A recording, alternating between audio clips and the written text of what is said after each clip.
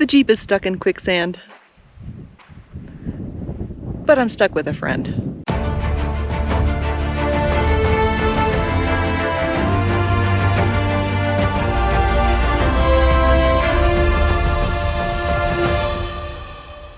Hey everybody, I'm Katie. That's Fluffy Dog. And this is my Jeep. And we're in the middle of nowhere in Wyoming. Or about to get to the middle of nowhere in Wyoming. To one of my favorite places. This is Wyoming. And this morning we were in Saratoga, Wyoming, and fished on the North Platte River. And came up to I-80, which is a very long highway that goes all the way across the state. All the way to a road that does not exist on this map. And we've come about right here. We are going to go down further and then make a turn to about right here. You're a good boy. We've got about 20 miles of dirt before we get to where we're going. So I think it's time to go. Aurora. This road is called the Bitter Creek Road, and you never know what kind of condition it's going to be in. I think it's in decent condition right now because they have been doing more oil and gas drilling back here, and they need to keep it in good condition for big trucks. But you never know. There's antelope ahead. We're slowing down.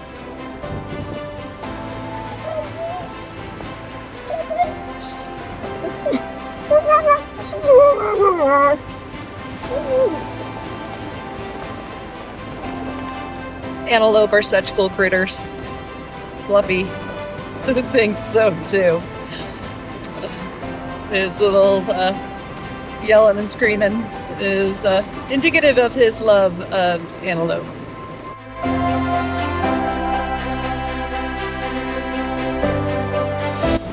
They've put asphalt down on the road. I mean, it's not paved, but it's like packed asphalt. At least in parts. I'm guessing in parts that have been badly washed out.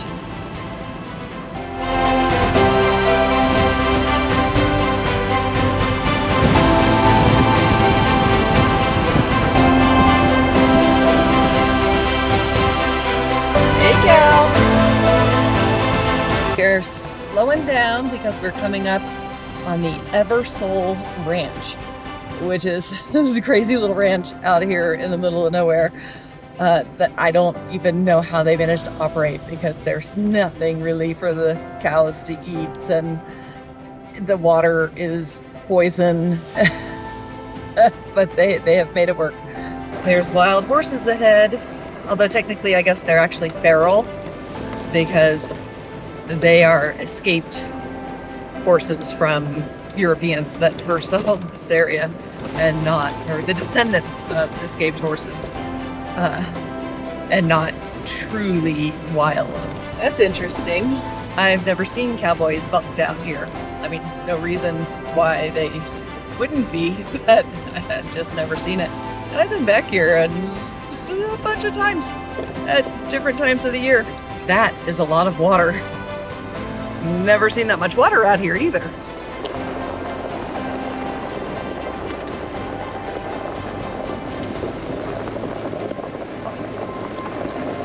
Water out here is trouble. So hopefully it's just confined to very specific areas and more wild horses.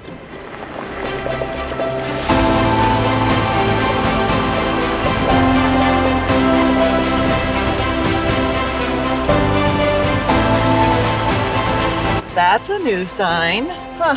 They actually have a sign now. I wonder if that means they've improved the road.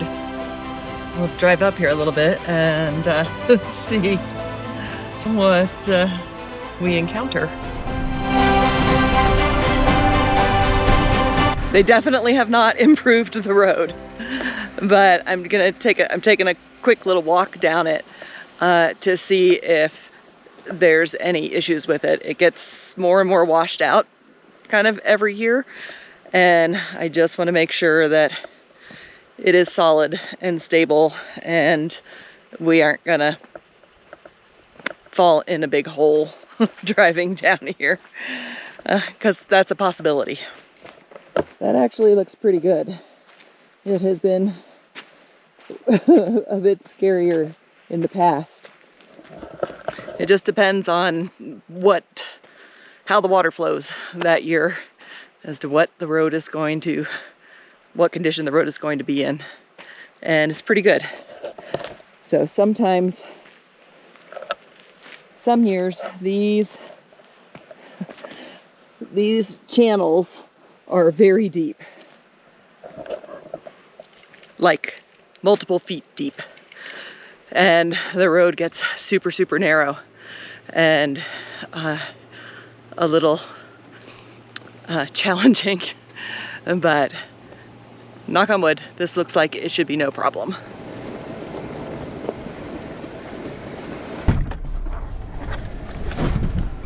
I paused for a moment because I want to see how stable this ground is, because these channels down lower on the road definitely have taken a beating.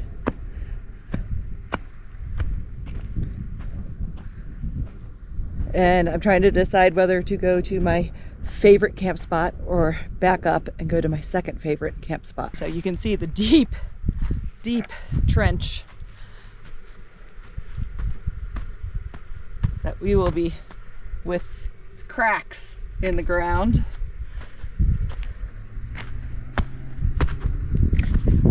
And it's most fragile. That's kind of hollow sounding. Right where you have to really hug that side, there's a big rock. And we have to go down that and back up it when we leave. So, decision making point. Let's see how well I can back up.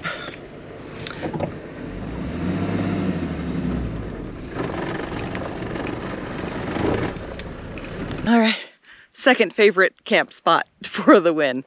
That edge was just a little too unstable when I was kind of stomping on it. It had a hollow kind of sound, and I don't trust its stability. I think favorite campsite is no longer an option, which I've come down here for like 30 years, and this is the first time that I haven't made it to favorite camp spot. And I think favorite camp spot is over. I actually would do it in my Jeep if I had somebody else out here with me, but being solo, if I get completely stuck out here, it's a long walk to those cowboys down the road. And hopefully they have a tractor or something that could pull me out, but I don't think it is wise to go down further. But I haven't welcomed you guys. Welcome to Adobetown. And we will do some more adventuring and exploring around Adobetown tomorrow. Tonight we're just gonna get camp set up.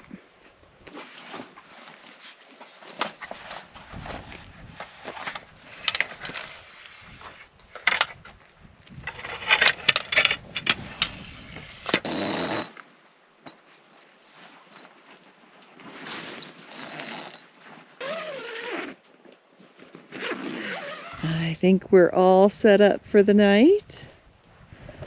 Fluffy dog was a good boy, and he ate all his food and drank his water. Yeah, you're a good boy. And now you're just napping. This is a familiar place to Fluffy. I've brought him here any number of times. So he is comfortable in these surroundings. And me too. And besides the cowboys that are up the road about 4 miles back, not another soul. for at least 50 miles in any direction. What I love most about this place is nobody else is here. I have on twice, 2 times that I've come here, I have actually seen another person, but that's unusual. It is not a place that very many people go to because it is actually not near anything and a little bit difficult to get to. And if you don't know how to get here, it's not that easy to find. I think that's all for tonight. I'm gonna have a snack and then crawl into the Jeep, and we'll see you guys in the morning.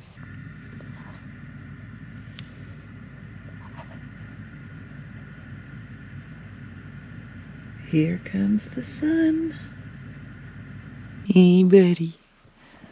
Oh, you ready to get up and go outside? Go outside? Yeah.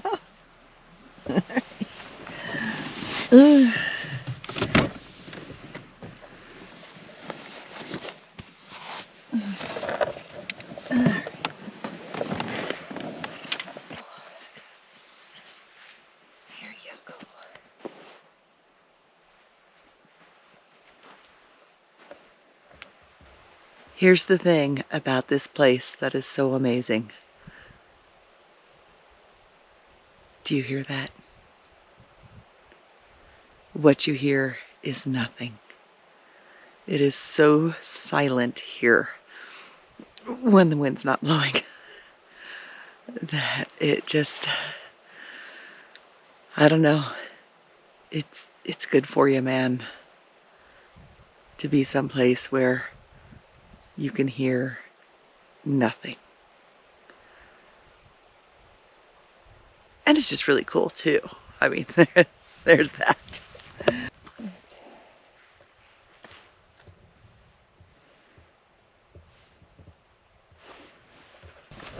This is just one little spot, but look at all the, I want to be careful before I stick my hand in something. Look at all the little holes. That's so cool. It's just really cool how erosion has shaped this land. It's a neat area with hoodoos and goblins, and I don't know the difference between a hoodoo and a goblin, but they're rock formations. So here's a little gully, and look at the rock. It's neat. We're gonna go walk out to that point right there.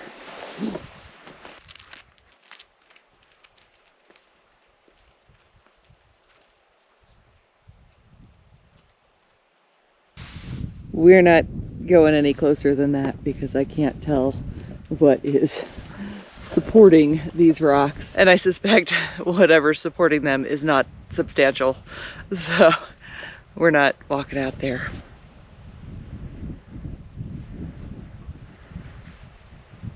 And this is a tiny, tiny slice of Adobetown. We have some exploring to do. I'm gonna get some breakfast first and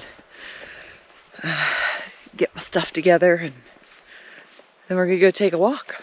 I'm hoping that it's too early in the year for rattlesnakes to be out, because this place is usually crawling with rattlesnakes, but I'm hoping that they are still tucked away for the winter, but we're still gonna use caution in where we walk because there's a lot of rattlesnakes.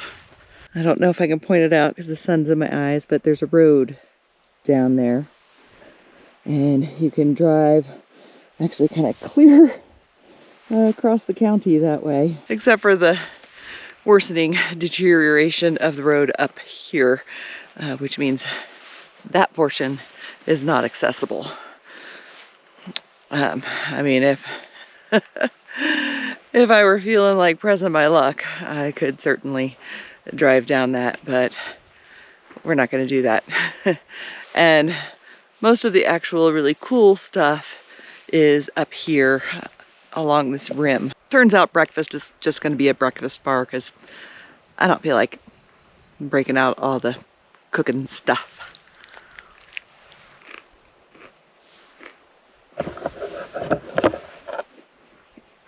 Do you want some breakfast bar?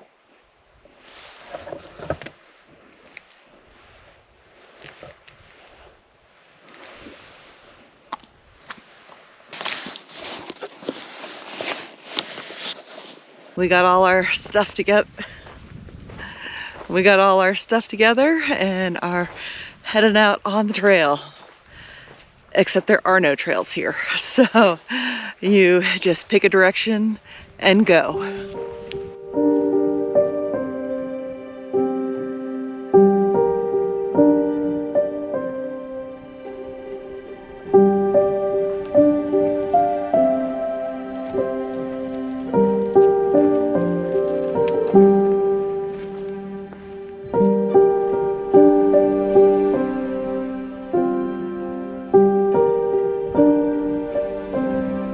Ooh, there's like a cave down there that looks slightly dangerous, but if we can get down there, we'll see if we can check it out. We made it down that, and now let's see if we cliffed out. I can get down that, but I don't know that Fluffy can.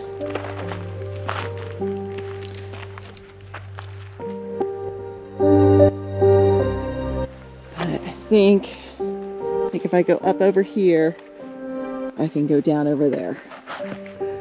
It's a little cave down there, but I can't safely get any closer. Let me show you this little spot right here next to the cave that kind of illustrates the danger. So this is another little cave, and this whole section here at some point fell off from that face, and hollow. It was hollow underneath. So it's a good reason why you don't want to walk near the edge on top of this.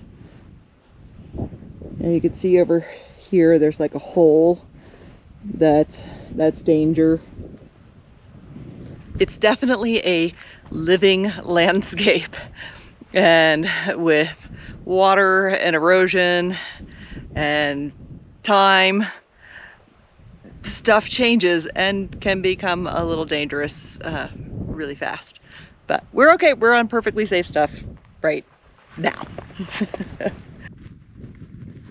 It tends to be easiest to walk around here, and you can spot rattlesnakes more easily if you're walking in the drainage channels.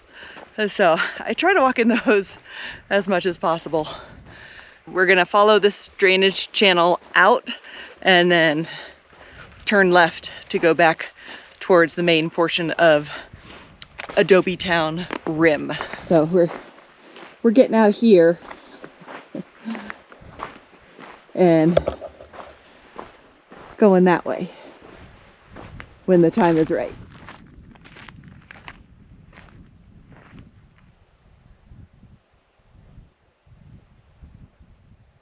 Look at that. There's a, I don't know if I can point it out.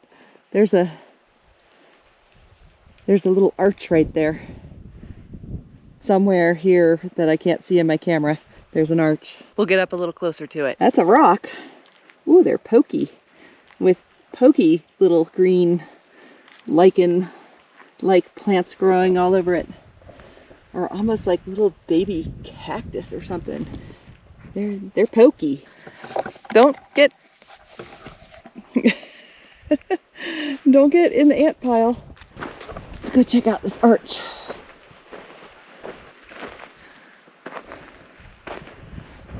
Pretty cool.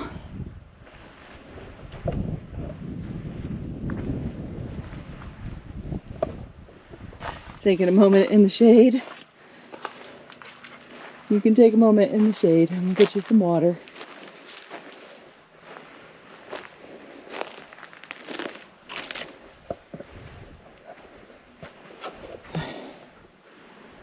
Way cool.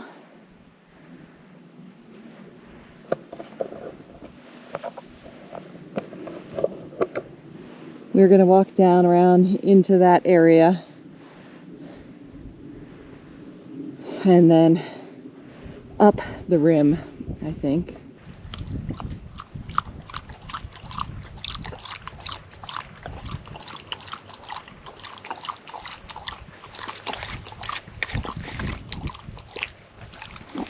Is that it? Are you all done? Good boy.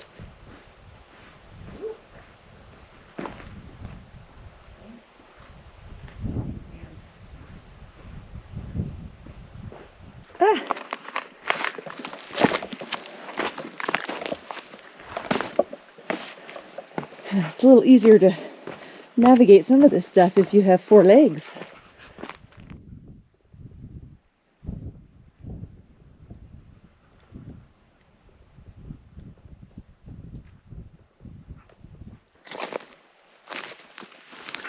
I am not a geologist at all, but I do know a little bit about the geology of this region.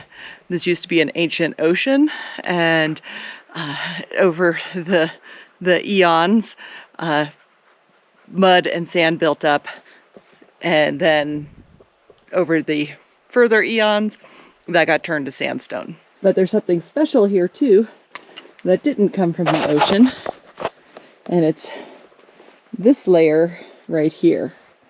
So, sandstone,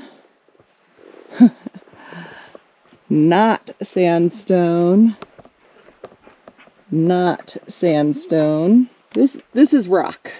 That is sandstone rock. This is not rock. This is bentonite. During the time period when this was a giant ocean, bentonite was also deposited. And bentonite comes from volcanic eruptions. It's actually, I believe it's actually decayed volcanic ash. And that's a really thick layer of it. And there's 3 thick layers of it in this region that came from Yellowstone. So if you don't know, Yellowstone, the national park, is actually a volcano. And Yellowstone has erupted multiple times, and that is volcanic ash from Yellowstone erupting, decayed over millions of years. And it's really cool. And bentonite makes it really dangerous to be out here in a vehicle if there's any moisture at all, because you will get completely mired in it.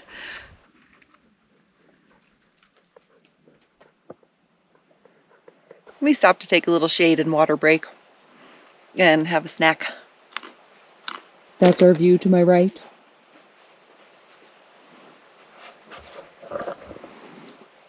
That's my view straight ahead. And that's my view to the left. And I suppose not everybody's going to think that this is beautiful territory, but to me it is. I love it. I mean, probably a big part of why I love it is because we are completely alone. There's nobody else hiking a trail behind me. There's nobody else hiking a trail ahead of me. It's just me and Fluffy and just exploring. As much as I have explored this place over the decades, I haven't been right here. There's so much to explore, and it's not going to become crowded, even if it's wildly advertised, because it's 1, hard to get to, 2, it is not a beginner place, 3, it's filled with rattlesnakes, like a lot of rattlesnakes. You could die here. I mean, if you are unprepared, This is absolutely a place that you could die. And there's nothing near it that, you know, like if it were near Yellowstone or if it were near Grand Teton, or near a big popular fishing river or something, maybe more people would come here. But you have to go out of your way quite a bit to get here. And for a lot of people, that's not going to be enough of a reward to get here. Seeing some cool rocks. It's also windy most of the time, like crazy windy. We have lucked out, knock on wood, yesterday and today so far.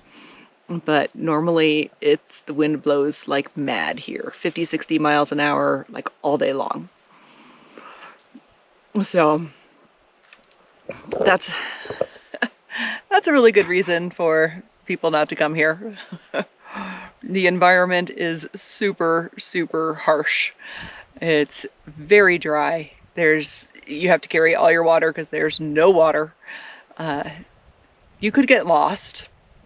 I mean, I'm not going to get lost because I've been here so many times and I know exactly where I am and I know exactly where all the roads are and the ways out. I know the kind of geography of the area, so I can I can get out of this little canyon and get back to camp, no problem. But you need to be able to navigate to hike around here. It is so peaceful. So peaceful. We just traversed up 2 blind canyons that I thought might lead up to the top of the rim, but no. And so we are taking this wash out on kind of the plains and then gonna cut back instead of making a loop because where I am right now is as far as I'd like to hike and I can't find a way up the rim.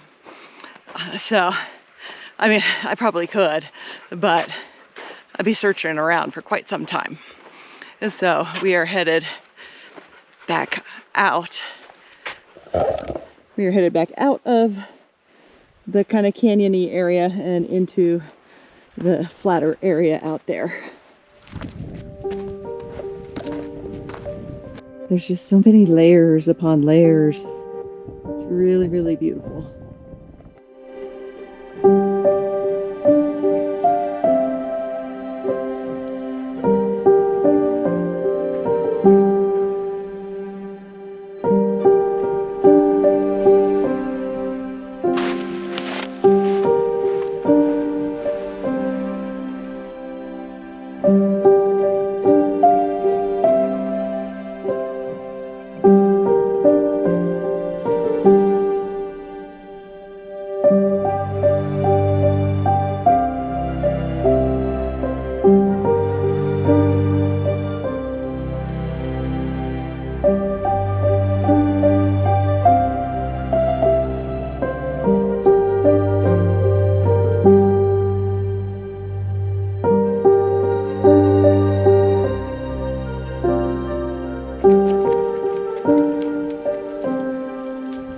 Good boy. It's a little hard to tell, but that's a coyote print.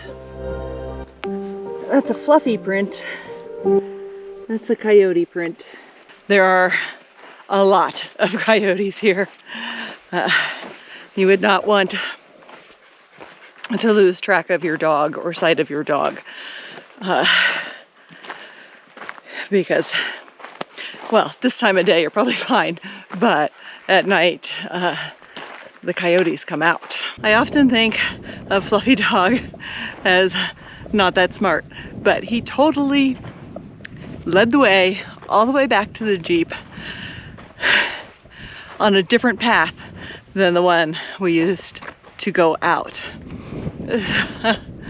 Maybe I've been underestimating the little guy. Are you ready for your nap? You're already napping. We hiked for about 3 hours or so, and Fluffy is definitely ready for his nap. I'm gonna make myself a peanut butter and jelly sandwich and then have a nap. It's very important that you have peanut butter on both sides of your bread and an excessive amount of jelly. Et voila, lunch is served. You really can't beat peanut butter and jelly for something that's filling, that's easy, and that tastes good. Hey guys, it's Katie again, and this is Josiah. Hello. And we're gonna get to use our winch again. So we made it past the potential sketchy spot, no problem. And you guys are gonna get to see a little more of Adobetown than I was originally planning to show you.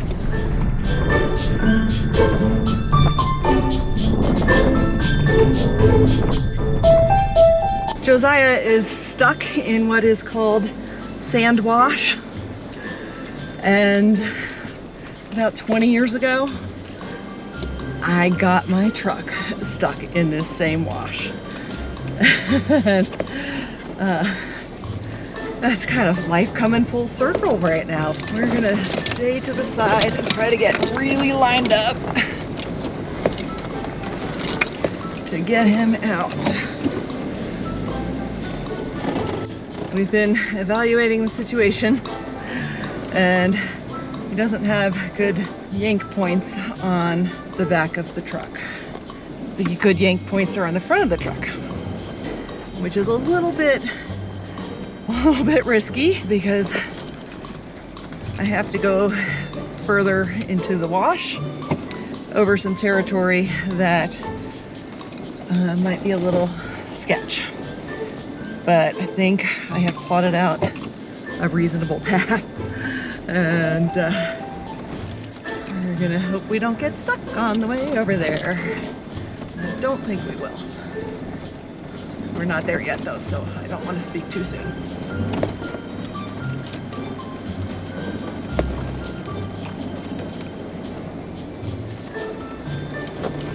Oh, son of a... Oh, I just did it, didn't I? So, I 100% know better than to drive up this wash. Because it is not the first time that I have been stuck in Sand Creek Wash. The first time was 20 some odd years ago, about 50 yards that way.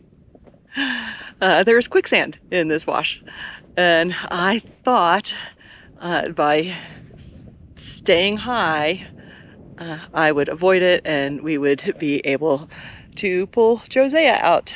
And no. As you may have noticed, the sun is kind of going down. It's a number of hours later. We have tried every conceivable thing to try to get the vehicles out. I guess the one thing I didn't try was to do a dead man on the winch, which is you essentially bury something with the winch line ahead of the Jeep and use that to winch off of. I didn't do that because actually walking around the quicksand in front of the Jeep is worse than the quicksand behind the Jeep. And I suspect it would have gotten us stuck worse. So fortunately, we were able to contact a recovery tow company who is willing to come out here. When Josiah talked to him on the phone and told him where we were, the guy laughed. And for good reason, because this is a place you get stuck. And I know that. And I did it anyway. Some people never learn. I'm pretty sure that lesson is solidified now. I never drive up this wash. So now we're waiting for the tow guys. It may be dark by the time they get here. But we will film the recovery. Fluffy Dog, by the way, is having a grand time. Yeah, you're kind of tired now, but you've just been having a lovely time and had your dinner and had some water and took a nap. Good boy. So the idea of recovering, self-recovering out of these is that you need to lift the Jeep up. And at home, I have these airbags that are inflated by your exhaust that you slide underneath the vehicle, and they will provide a large surface area for you to jack the vehicle up, and then you can stick stuff under the tires and hopefully drive out on the things that you stuck under the tires. That's sitting at home. So we tried the jacking up the Jeep and made a little bit of progress. Actually, I got one of my recovery boards under one of the tires, but then it failed when I tried to get it under one of the other tires, because the jack just sinks into the ground. Even though we use the traction boards to provide a larger surface area, it didn't work. And did a lot of digging. And so, tow company. We're perfectly safe, and it's a lovely evening. But it's going to be expensive. And I forgot one more thing. So my original plan was going to be behind the truck and winch him backwards.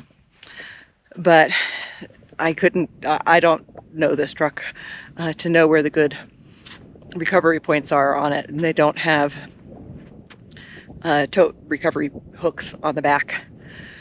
And I don't have one of those things that goes into the hitch where you can recover from the hitch. He had a ball, but a hitch ball, but that can be exceedingly dangerous to winch someone with the hitch ball. So I was like, let's not do that. I'm gonna drive on this part that looks like it doesn't have quicksand. So here we are. It's a beautiful sunset happening. You can't have grapes. I'm sorry, grapes are not for you. Do you want me to get you one of your cookies? Okay, it's totally blurry because it's super dark out. But that little tiny light is the cavalry coming to get us out. There's our vehicles, and that's the cavalry. The wheels are turned a little bit right now. Get them that way. Let's keep them that way.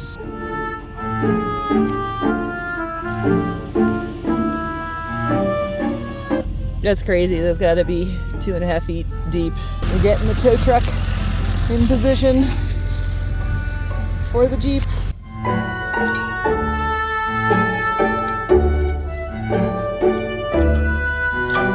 We dropped into another kind of hole where the ground is really soft, so they're kind of repositioning the truck. How you doing back there, Fluffy Dog? What do you think? You're a good boy. You're such a good boy. That's the progress we've made. That's where we were stuck. And that was the second pit that the Jeep got stuck in. That's probably good. Go ahead and brake. And he's so close. You ought to get in the water finding business. Oh man, that's a thing right there. Oh, Look at that. yeah, that is. Ooh. Oh! Josea's truck is free once again. Oh, except for the rear tires are singing.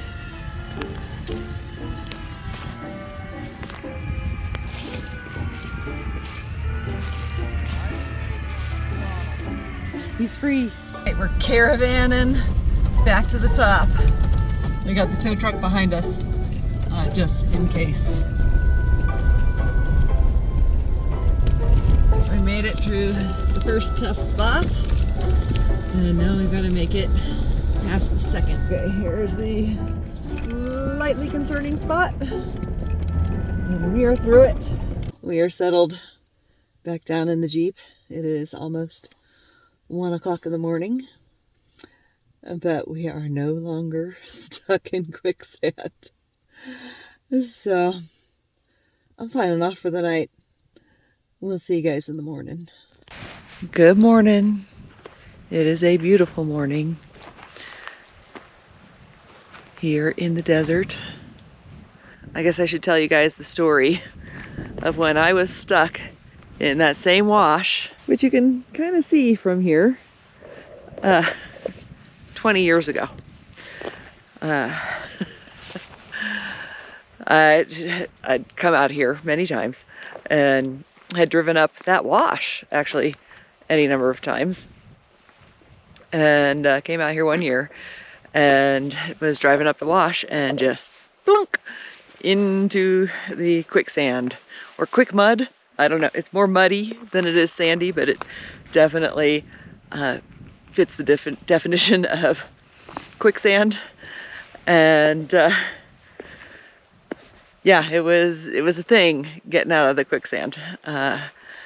I tried everything I could think of, and you gotta remember this is 20 years ago. I did have a cell phone, one of those flip phones, and fortunately there was a cell tower that I could reach by climbing up on one of the higher kind of dunes that are out there, and I was able to contact my dad, who drove down here and drove me out. And then we spent the next day calling every tow truck company in Rock Springs to find somebody who would come out here and get my truck out.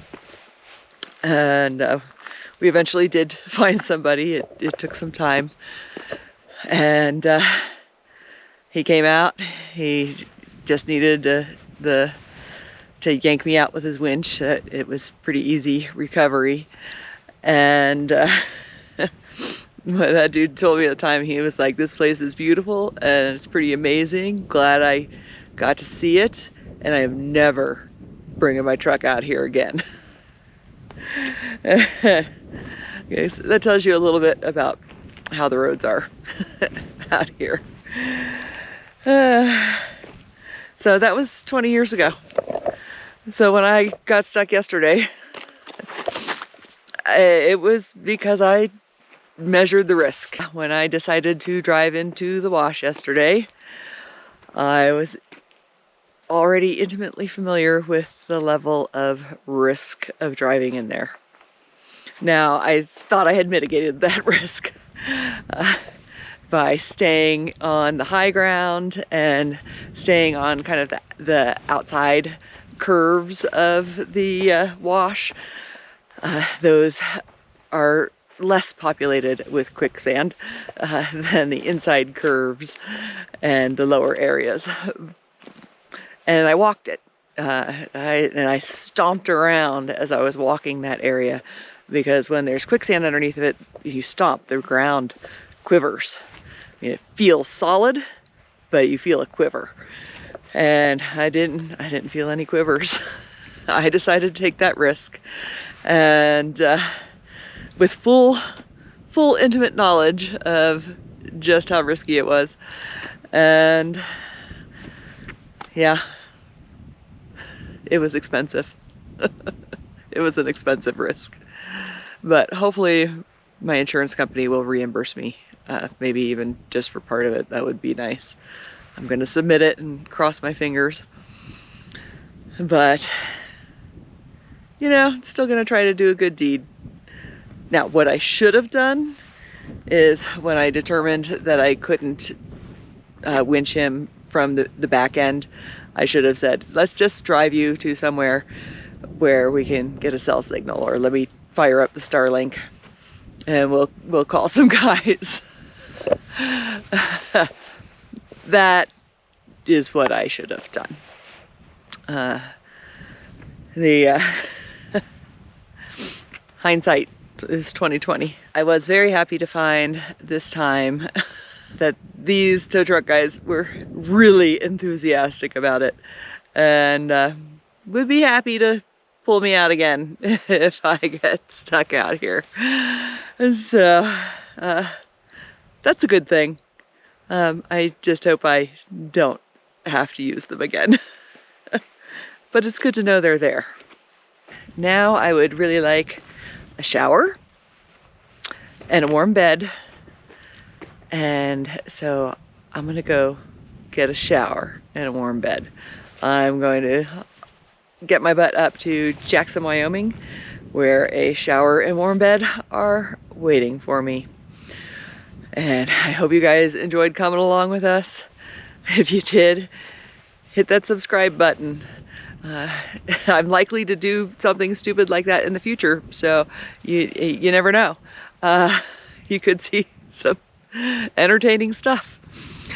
But thanks for coming along with us. We'll see you down the road.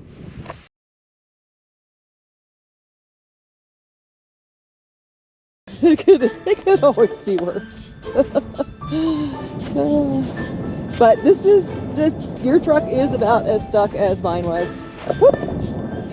And that's quicksand. Oh shoot, I'm gonna lose my shoe.